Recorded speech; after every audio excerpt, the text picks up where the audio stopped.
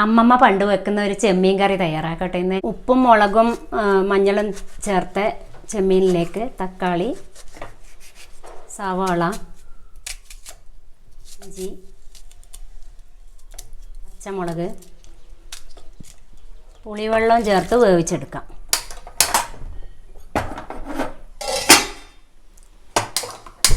ചൂടായ പാത്രത്തിലേക്ക് എണ്ണ ചേർക്കാം. അതിലേക്ക് സവാള, ഒരു പിടി ബോൾ മല്ലി, മുളക് ചേർത്തിട്ട് വറുത്തെടുക്കാം.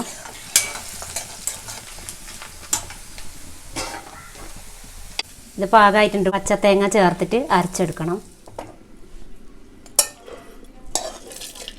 വെള്ളം ചേർത്ത് അരക്കാം. അരപ്പ് ചേർക്കാം.